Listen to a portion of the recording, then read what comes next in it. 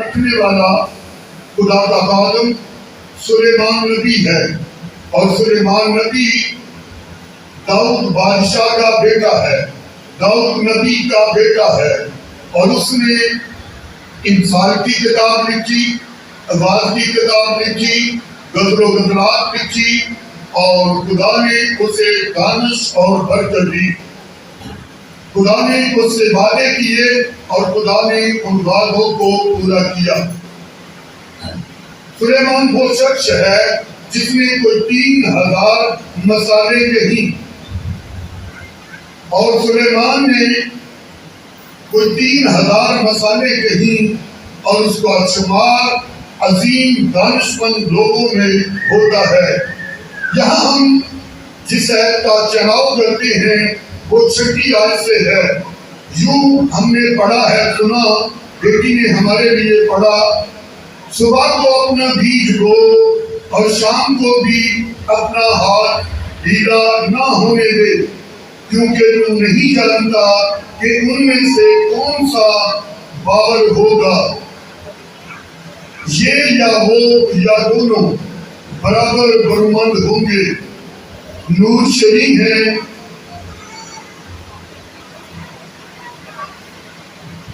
یہ بلیک والا جو ہے نا سٹینڈ پیچھے رہا ہے۔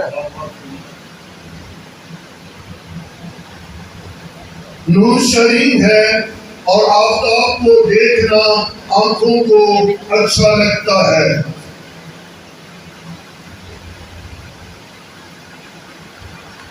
ہاں، اگر آدمی برسوں زندہ رہے تو ان میں سے اسے کیا خوشی، لیکن تاریکی کے دنوں کو یاد رکھنے، کیونکہ وہ بہت ہوں گے، کیونکہ سب جو آتا ہے بدنام ہے۔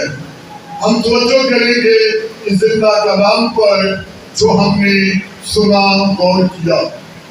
ہم نے یہاں خاص جو بات سنی ہے، پڑھی ہے، وہ یہ ہے، صبح کو اپنا بیج بو اور شام کو بھی اپنا ہاتھ ڈھیلا نہ ہونے دے۔ صبح کو بھی اپنا بیج بو اور شام کو بھی اپنا ہاتھ ڈھیلا نہ ہونے دے۔ یہ بیج کیا ہے اور بونے سے مراد کیا ہے؟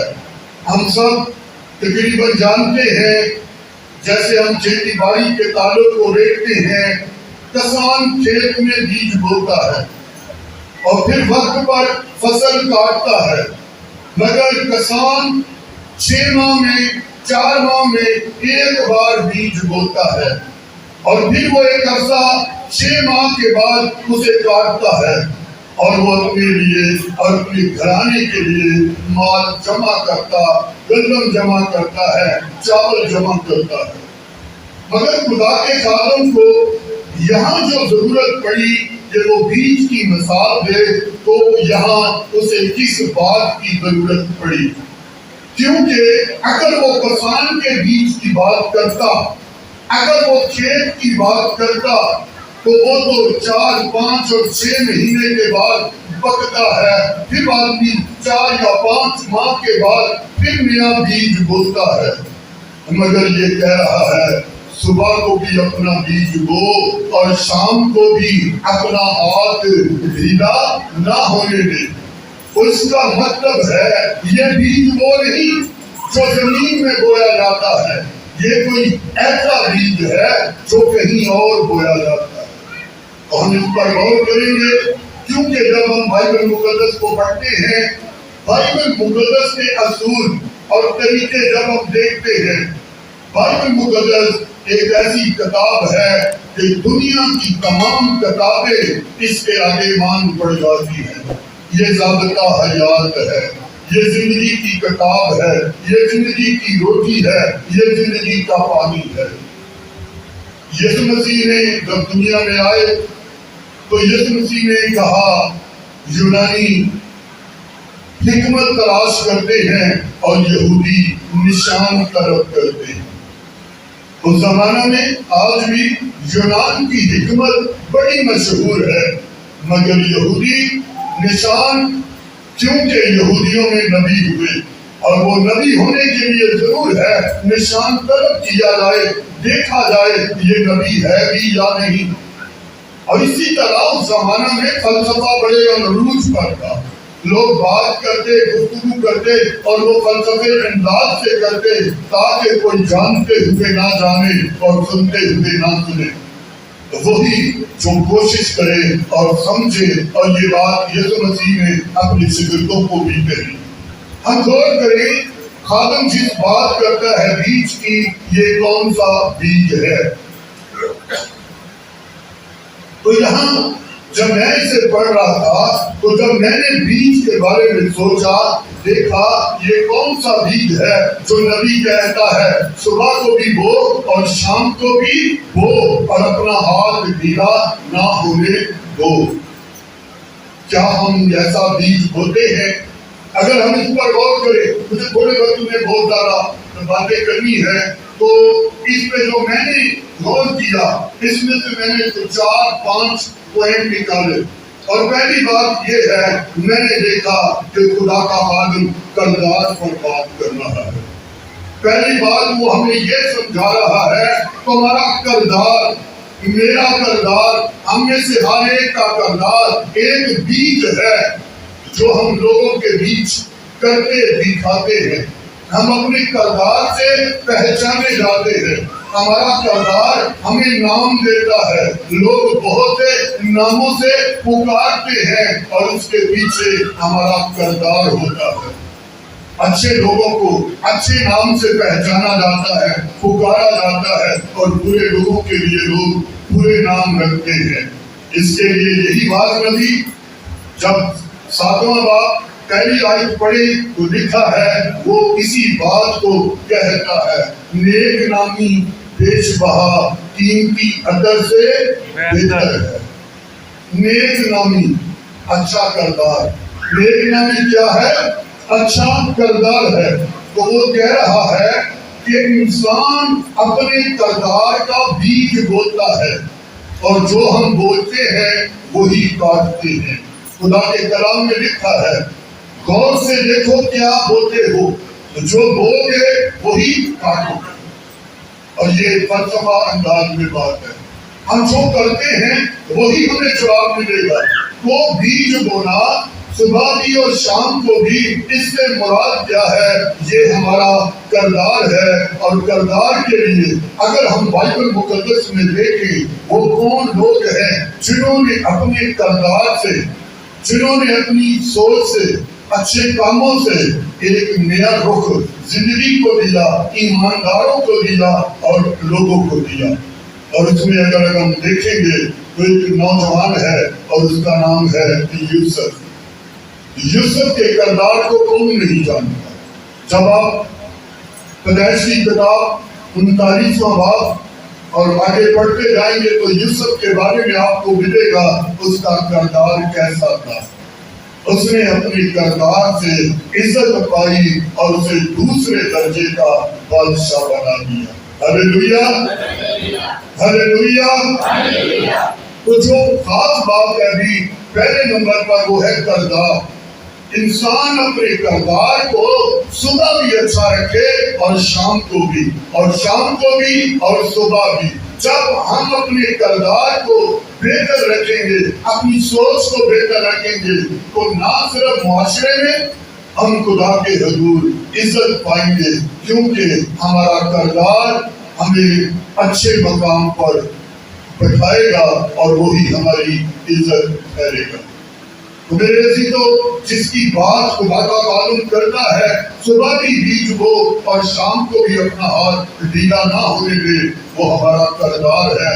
اپنے کردار کو ٹھیک رکھے، اپنی سوچ ٹھیک رکھے۔ ایک دن ہم نے اپنے خدا کے حضور جانا ہے، تو پھر ہر چیز جو کلام خدا میں لکھی ہے اس کے مطابق جواب دینا پڑے گا۔ یسوع مسیح نے ایک مقام پر تعلیم دیتے ہوئے کہا، سنو، ہر نکمی بات جو انسان کے منہ سے نکلتی ہے اس کو اس کا حساب دینا پڑے گا۔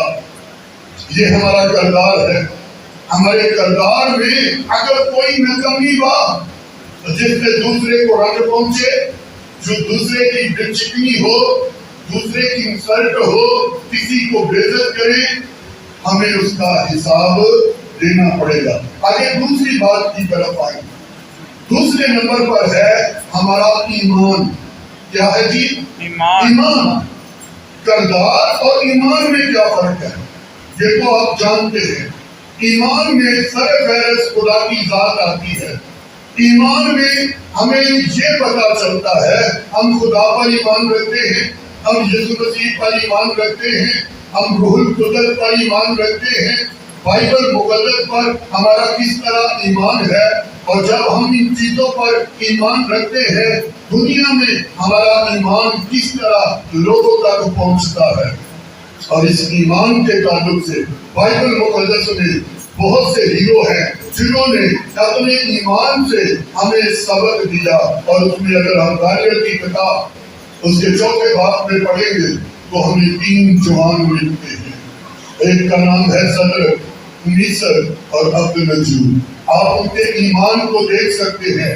بادشاہ نے کہا اب دوبارہ 7 بجیں گے، ایک موقع تمہیں دیا جاتا ہے اور تم گر کر میری صورت کو سجدہ کرنا اور پھر تمہیں چھوڑ دیا جائے گا۔ انہوں نے کیا کہا؟ ایک آواز سے کہا بادشاہ ہم آپ کو جواب دینا مناسب نہیں سمجھتے، ہمارا خدا ہمیں اس آگ سے بچانے کی قدرت رکھتا ہے، اور اگر وہ نہ بھی بچائے تو بھی بادشاہ ہم تیری مورت کو سجدہ نہیں کریں گے۔ یہ ایمان ہے۔ وہ کہہ رہے ہیں اگر ہم بھٹی میں جل بھی جائیں مگر ہم تیری مورت کو سجدہ نہیں کریں گے۔ یہ ایمان ہے۔ یہ انہوں نے پڑھا تھا، یہ انہوں نے نبیوں سے سنا تھا، یہ ان کے پاس تھا، اور ان کے ایمان کی آزمائش ہوئی اور وہ پورے نکلے۔ دانیل کو آپ جانتے ہیں، دانیل کا ایمان تھا مجھے اپنے خدا کے سوا کسی کو سجدہ نہیں کرنا، اور بادشاہ کے لیے یہ حکم آیا بادشاہ سے کہ میرے سوا کوئی کسی اور سے نہیں مانگے گا۔ وہ دعا کرتے ہوئے پکڑا گیا، اسے پکڑا گیا اور اسے پھر شیروں کی مانگ میں ڈالا گیا، اور وہاں خدا کے فرشتوں نے آ کر شیروں کے منہ بند کر دیے، اور بادشاہ خود صبح سویرے منہ اندھیرے آ کر اس غار پر جہاں شیر تھے، جہاں دانیل تھا، بادشاہ نے آ کر آواز دی اور کہا اے دانیل میرا ایمان ہے تیرا خدا زندہ ہے، اور اس نے ضرور شیروں کے منہ بند کر دیے ہوں گے۔ نکلا، اس نے کہا بادشاہ جیتا رہے۔ ہلیلویا ہلیلویا۔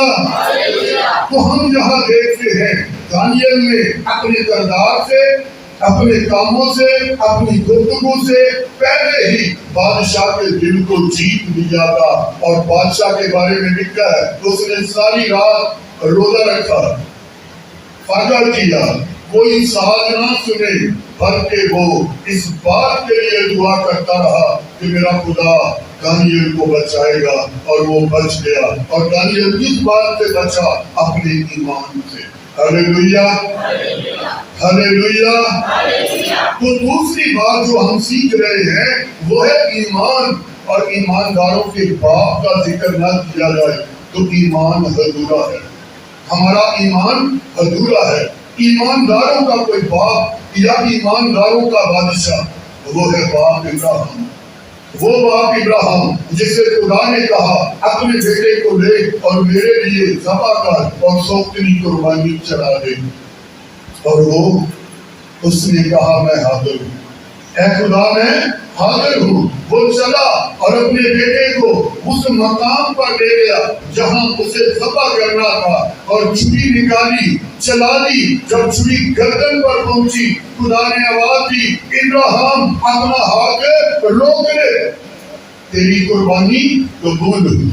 یہ ایمان ہے، یہ ایمان ہے، اور ہم خدا کا شکر کرتے ہیں۔ آج بھی خدا اپنے لوگوں میں ایمان رکھتا ہے اور لوگ خدا پر ایمان رکھتے ہیں۔ اگر آپ ان دور کو دیکھیں، اور میں کئی بار بتا چکا 2014-15 میں 2.5 سے 3 لاکھ لوگ مسیحی جنہوں نے اپنی جانیں دی مگر یسوع کا انکار نہیں کیا۔ یہ شام میں اور عراق میں یہ ہوا، اور یہ 2014 اور 15 میں 2.5 سے 3 لاکھ لوگ، بچے، عورتیں، آدمی قتل کیے گئے صرف یہ کہ ہم خدا پر ایمان رکھتے ہیں۔ تو آج جو ہم دوسری بات سیکھ رہے ہیں، ہمارا بیج ہے یہ ایمان۔ صبح بھی ایمان کو قائم رکھو اور شام کو بھی ایمان کا بیج، صبح بھی بو اور شام کو بھی، یعنی اپنا ہاتھ ڈھیلا نہ ہونے دو۔ یہ نہیں ابھی تھوڑی دیر کے لیے خیر ہے، بعد میں پھر ایمان مضبوط کر لیں گے۔ ایسی سوچ بہت سی لوگوں کی ہے، کئی سوچتے ہیں کہ تھوڑی دیر کے لیے کیا ہو جائے گا، بعد میں ہم نے وہی کام کر لیا۔ ہرگز نہیں۔ ایمان کیا ہے؟ تو ایمان کے بارے میں جب ہم پڑھتے ہیں ایمان کیا ہے، تو عبرانیوں کا خط اس کا 11واں باب پہلی آیت میں لکھا ہے، ایمان اندیکھی چیزوں کا ثبوت ہے۔ ہم ایمان رکھتے ہیں کہ یسوع آئے گا اور اپنے وعدہ کے مطابق ضرور آئے گا، اور وہ آئے گا۔ ہم ایمان رکھتے ہیں ہمیں ابدی مکانوں میں سرفراز کیا جائے گا، اور ضرور ہوں گے، اور ہمارا ایمان ہے ہم ابدی مکانوں میں سرفراز کیے جائیں گے۔ یہ ایمان ہے۔ اور جب ہم عبرانیوں اور رسول کا خط کرنتھیوں کے نام پہلا خط 13واں باب 13ویں آیت پڑھتے ہیں، وہاں لکھا ہے غرض ایمان، امید اور محبت یہ تینوں دائمی ہیں، مگر افضل ان میں محبت ہے۔ یہ تینوں قائم رہنی چاہیے، اور یہ دین نہیں، اصل میں ایک ہی ہے، نام دین ہے۔ ایمان محبت کے بغیر مردہ ہے، اس لیے ایمان کے اندر محبت ہے۔ نفرت ہمارے اندر نہیں ہونی چاہیے، کچھ بھی ہو، یہ زندگی کے اصول ہونے چاہیے۔ میری زندگی کا ایک اصول ہے، دشمن میں نے کبھی کسی کو نہیں سنا۔ دشمن سمجھنا شروع کر دیں گے، نفرت بڑھنا شروع ہو جائے گی۔ ہر بات میں یہ ہو کہ اے خداوند میں اسے معاف کرتا ہوں، اے خداوند میری غلطی مجھے معاف کر، میں معاف کرتا ہوں۔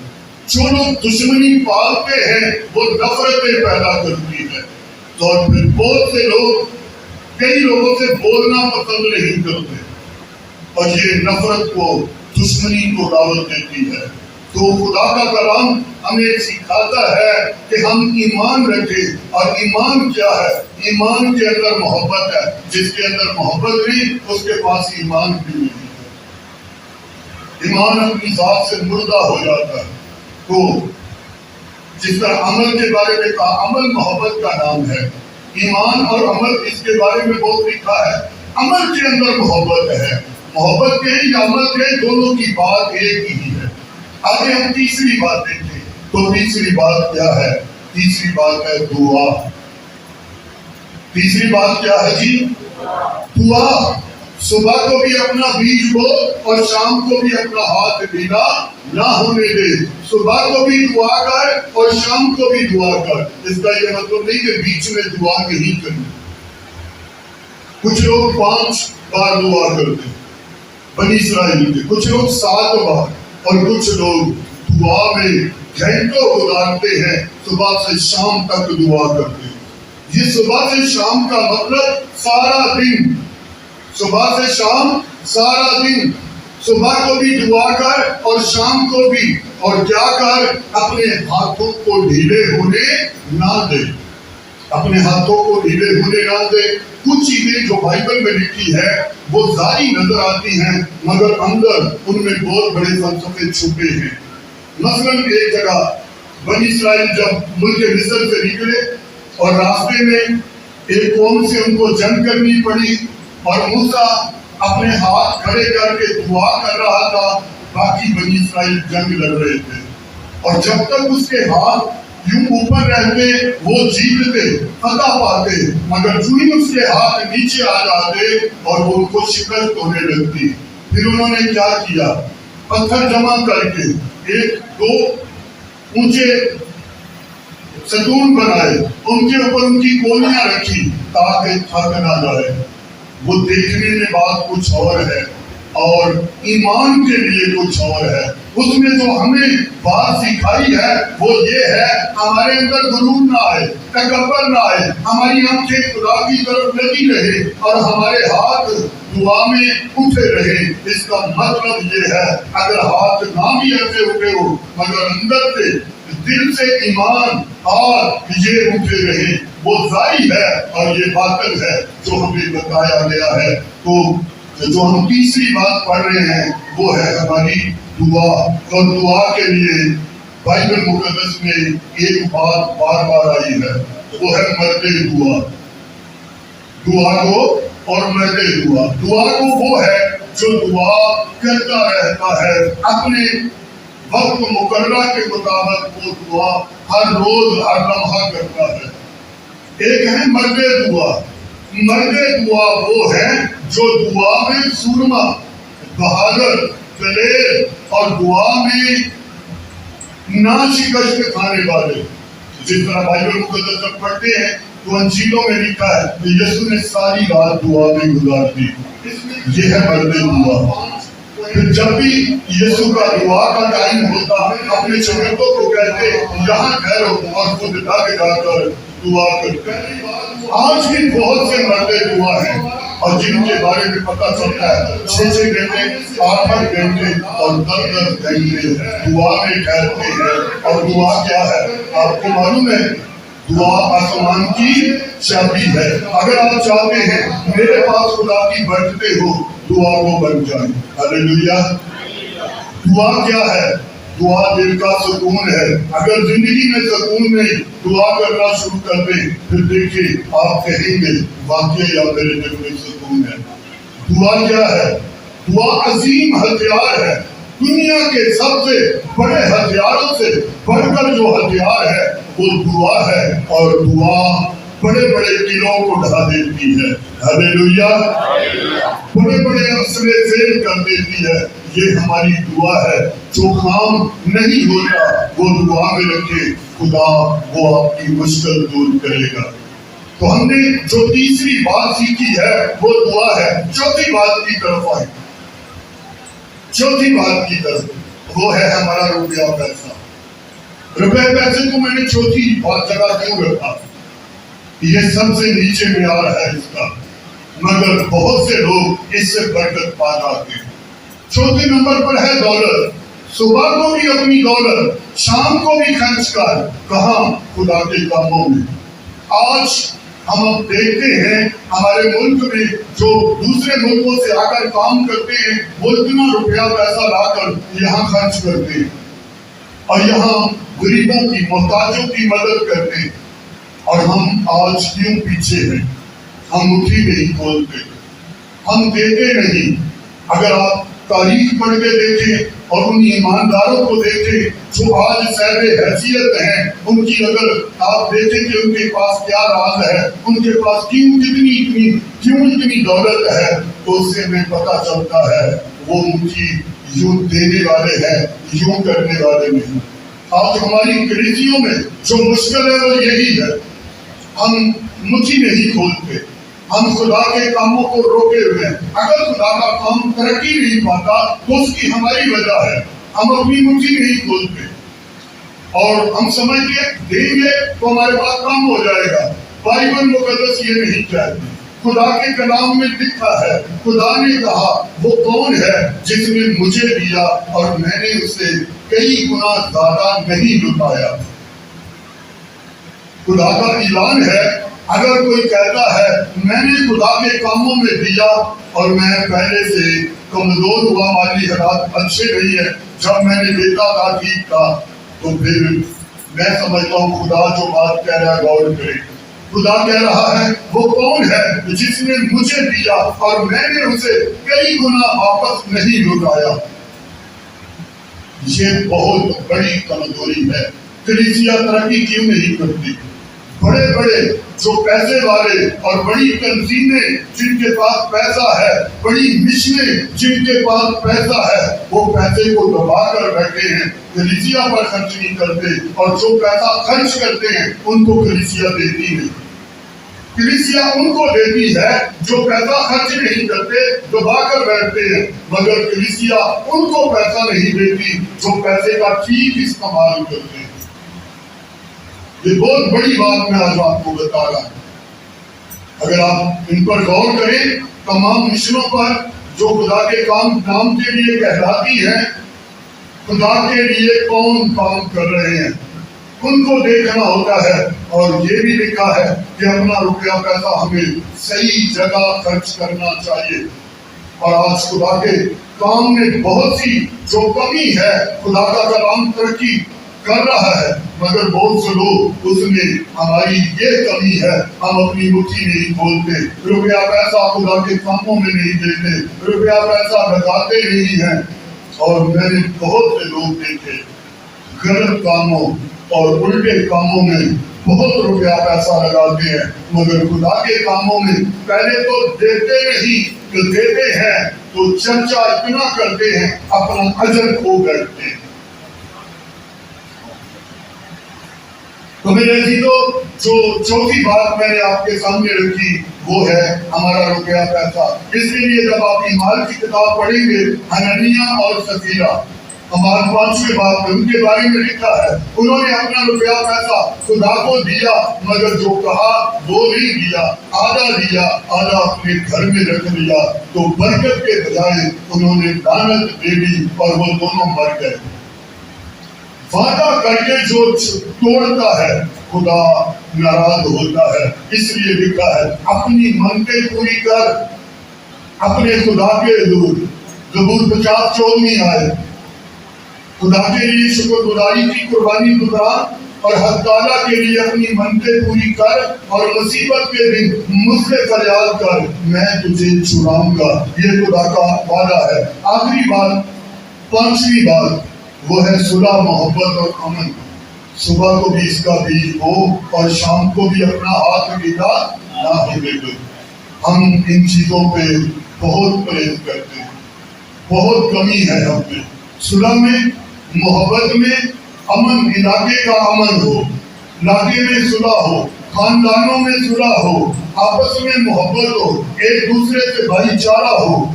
بہت سے لوگ ایسا کام کرنے سے ڈرتے ہیں بلکہ برا سمجھتے ہیں۔ میں ایک بار پھر کہوں گا، ایک بار مجھے ایک بزرگ سے یہ بات سننی پڑی، میں پاس کھڑا تھا، اس وقت کوئی میں 17-18 سال کا تھا، آج بھی وہ بات میرے کانوں میں گونجتی ہے۔ اس نے کہا ان دونوں بھائیوں کو میں نے لڑوایا ہے، اب دیکھوں گا کون انہیں پاس لاتا ہے۔ ایسے لوگ بھی ہیں جو اعلانیہ نفرت پھیلاتے ہیں اور بھائیوں میں نفاق ڈالتے ہیں۔ تو خدا کا کلام یہ کہتا ہے صبح کو بھی اپنا بیج بو اور شام کو بھی اپنا ہاتھ ڈھیلا نہ ہونے دے، تو نہیں جانتا کون سا باور ہوگا۔ اور آگے نیچے آخری آیت میں ہم نے پڑھا ہے کہ ان دنوں کو یاد رکھ جو تاریکی کے دن ہیں، وہ بہت ہے۔ اس کا مطلب کیا ہے؟ اس کا مطلب ہے اگر ہم اپنا بیج نہیں بوئیں گے تو پھر تاریکی میں جائیں گے، اور وہ تاریکی جس کے بارے یسوع نے کہا جہاں رونا اور دانتوں کا پیسنا ہوگا، وہ بہت لمبے وقت ہے۔ تو خدا آج کے کلام کے ذریعے ہم سب کو برکت دے۔